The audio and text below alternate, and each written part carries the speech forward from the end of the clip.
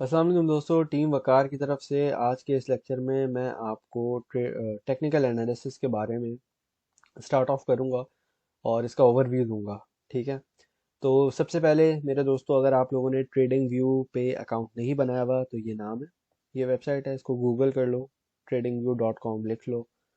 ये यहाँ पे जाके अकाउंट साइन अप कर लो आप। ठीक है। साइन अप करने के बाद आप जो है क्रिप्टो करेंसीज के सारे एनालिसिस कर सकते हो, टेक्निकल वाले। ठीक है, टेक्निकल एनालिसिस कर सकते हो। मूविंग ऑन, टेक्निकल एनालिसिस होता क्या है? अगर ये बेसिक इसकी डेफिनेशन पूछे भाई, तो ये टेक्निकल एनालिसिस आपको बेसिकली किसी भी कॉइन के बारे में, किसी भी चीज़ के बारे में, जिसका भी टेक्निकल एनालिसिस आप कर रहे हो, बिटकॉइन, इथेरियम वगैरह वगैरह, गोल्ड का भी कर सकते हो, दूसरी चीज़ों को भी कर सकते हो। तो जो भी आप चीज़ कर रहे हो वो आपको क्या बताता है, किसी भी एसेट की, क्रिप्टो की, उसकी हिस्ट्री, हिस्ट्री हो गया उसका पास्ट, और प्रेडिक्शन। इन दोनों चीज़ों के बारे में वो आपको पैटर्न और साइकोलॉजिकल कंडीशन बताता है। ठीक है। मार्केट में आपको ये समझना होता है, क्योंकि देखें ये कोई जॉब नहीं है, इसको समझाने के लिए बता रहा हूँ। ये कोई जॉब नहीं है। जॉब में होता है ना भाई, आपको आपने एक चीज़ सीख ली, वही चीज़ आपने 9 to 5 करनी है। लेकिन एक जब आप बिजनेस में होते हो तो वहाँ पे आपको लेट से 24/7 जो है कुछ ना कुछ नया ऊपर नीचे हो जाता है, कोई नया चैलेंज आ जाता है, कहीं नया आपको कुछ करना पड़ता है, कुछ करना पड़ता है। तो आपका एक माइंडसेट जो है एक्टिव होना चाहिए। ठीक है, डल माइंडसेट नहीं होना चाहिए। तो इसमें आप जब भी देखें तो आपको एक अलर्ट, चौकन्ना रह के, लेट से मार्केट को देखना चाहिए। ठीक है। तो ज़रूरी नहीं है कि जो कल हुआ था वैसी ही मार्केट आज हो, या वैसी ही मार्केट 10 दिन के बाद हो। तो ये मेरा कहने का बेसिकली मतलब है, हर रोज़ मार्केट नई होती है और इंसान को मार्केट के साथ अडेप्ट करना होता है और मार्केट के साथ चलना होता है। ठीक है जी। तो होपफुली ये बात आपको समझ आ गई होगी। तो हिस्ट्री और प्रिडिक्शन, पास्ट और फ्यूचर के बारे में हमें टेक्निकल एनालिसिस से पता चलता है। तो टेक्निकल एनालिसिस को अगर हम ब्रेक डाउन करेंगे भाई, कैसे पता चलता है, क्या चीज़ होती है, क्या बेसिकली उसका क्या एक एक हिस्सा होता है जिससे हमें पता चलता है। तो सबसे पहले हमारे पास आती हैं कैंडल स्टिक्स। ठीक है, कैंडल स्टिक एक बोरिंग टॉपिक भी हो सकता है कुछ लोगों के लिए, कुछ लोगों के लिए, मुझे तो बोरिंग लगता है लेकिन इम्पॉर्टेंट है। ठीक है। कैंडल स्टिक बेसिकली आपको पता चल जाएगा क्या होती है, कैसे होती है, और ग्रीन और रेड क्यों होती है। तो जो कैंडल स्टिक्स के लेक्चर हैं उनसे। ठीक है। अच्छा, तो कैंडल स्टिक से बेसिकली आप जो है ना, पास्ट में देख सकते हो कि भाई कैसे हुआ था, ये कैंडल बनी तो इसके बाद मार्केट क्या हुई। कैंडल स्टिक की अपनी एक साइकोलॉजी होती है। साइकोलॉजी का मेरा मतलब है कि अगर कोई तरह की, लेट से कोई XYZ एक तरह की कैंडल बन गई, एक स्पेसिफिक टाइप ऑफ कैंडल अगर बनी, तो उसका क्या मतलब होगा, उसकी बेसिकली इंटरप्रिटेशन। अगर कोई टाइप की कैंडल बनी है तो उससे क्या होगा, अगर लेट से स्पिनिंग टॉप बनी है तो उससे क्या होगा। एक एग्जांपल दे रहा हूँ खाली। ठीक है जी। तरह तरह की डिफरेंट डिफरेंट कैंडल हैं। इसके बाद हमारे पास आती है सपोर्ट एंड रेजिस्टेंस। ठीक है, इसका बहुत इंपॉर्टेंट रोल होता है हर टेक्निकल एनालिसिस में और ऑलमोस्ट हर टाइम फ्रेम में। ठीक है जी। ये जो एक लेट से आपको सपोर्ट एंड रेजिस्टेंस है ना, ये आपको बेसिकली मार्केट का एक जोन देता है जिसके अंदर आपकी क्रिप्टो घूम रही होती है। सपोर्ट को टच करती है, वहां बैठती है, फिर वहां से जो है कंसोलिडेशन होती है। अच्छा, कुछ लोगों को कंसोलिडेशन का मतलब पूछ रहे थे तो मैं बता दूंगा। Consolidation, hopefully I am writing,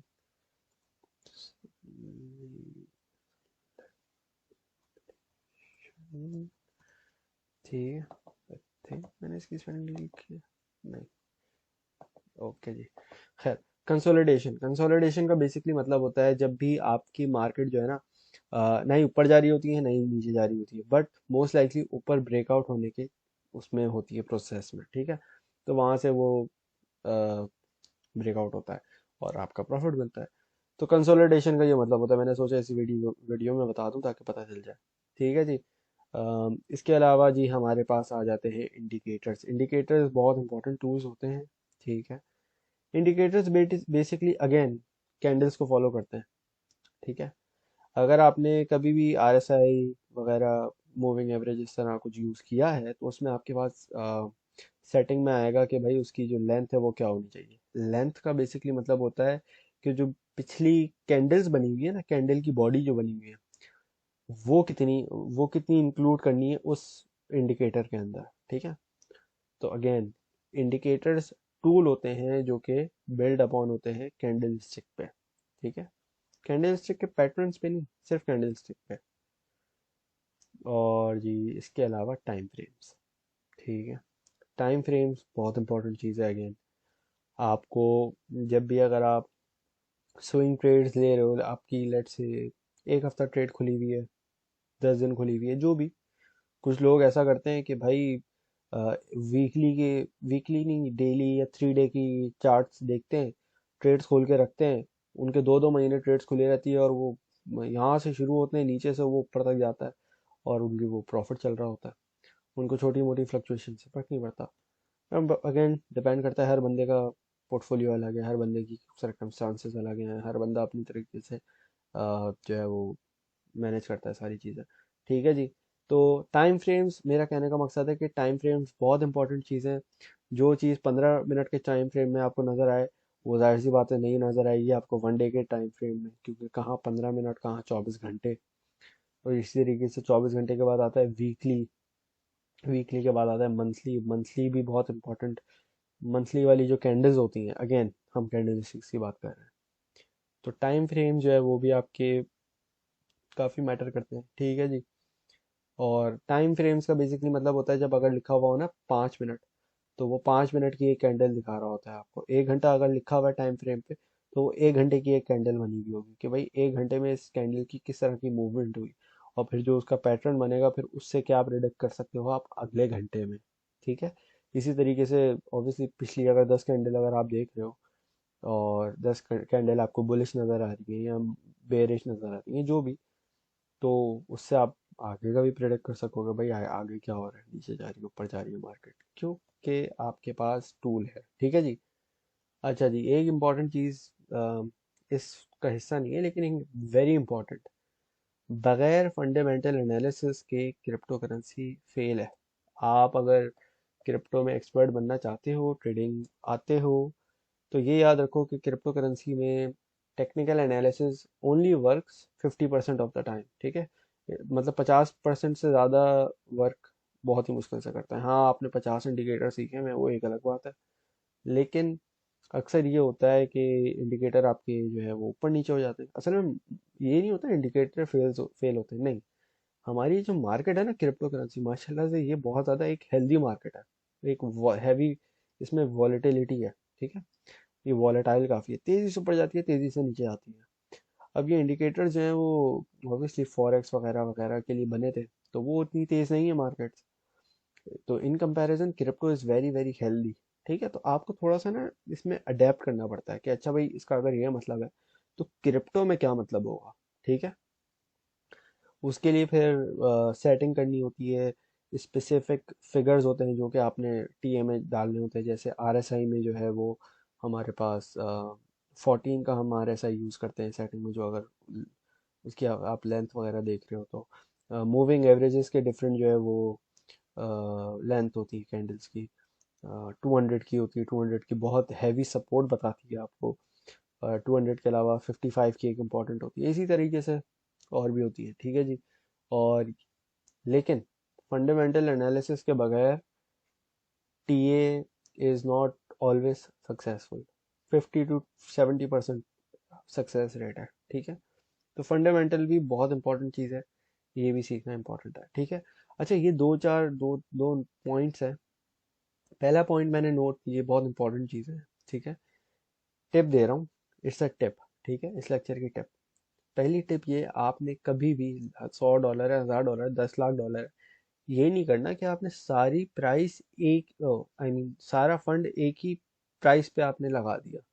late से कोई कॉइन है 10,000, 10 रुपए का एग्जाम्पल दे रहा हूँ, भाई उसकी बाइंग प्राइस है 9 रुपए, लेकिन फिर वो ना नीचे भी आ सकता है 7 रुपए पे।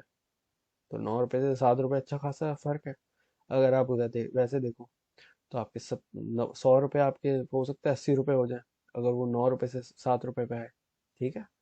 और सेलिंग पॉइंट है 12 13 14 इस तरह। तो आपने क्या करना है कि अपना जो फंड है वो डिवाइड करना है, ठीक है। Portfolio management is very important. अगर आपने अपनी सारी की सारी जमा पूंजी एक ही उसमें पॉइंट पे लगा दी, पूरा पोर्टफोलियो एक ही पॉइंट पे लगा दिया, तो जब वो नीचे आएगा तो आपके पास तो कुछ नहीं होगा और आप देख के अपना पोर्टफोलियो पैनिक करोगे। तो हमेशा आपने ये देखना होता है, एक अच्छा ट्रेडर हमेशा दोनों तरफा की मार्केट देखता है, ठीक है। नीचे जाता है, नीचे जाती है, तो वो कंडीशन भी देखता है कि नीचे जाएगा तो कितना जाएगा, ऊपर जाएगा तो कितना जाएगा। एक रिस्क और रिवॉर्ड रेशियो हमेशा नज़र में रखना चाहिए जितनी भी आपकी ट्रेड्स होती हैं। इसके ऑब्वियसली आपको इसको मैनेज करना आना चाहिए और पैनिक नहीं करना चाहिए। क्रिप्टो करेंसी, यहाँ पे मैं एक इम्पॉर्टेंट, वेरी वेरी इंपॉर्टेंट चीज़ अगर मैं लिख दूँ तो वो यही होगी कि crypto is a game of patience. जिस बंदे के पास सब्र है ना वो इसमें चीता बन सकता है, ठीक है। तो ये एक बहुत ज़्यादा इम्पोर्टेंट चीज़ है।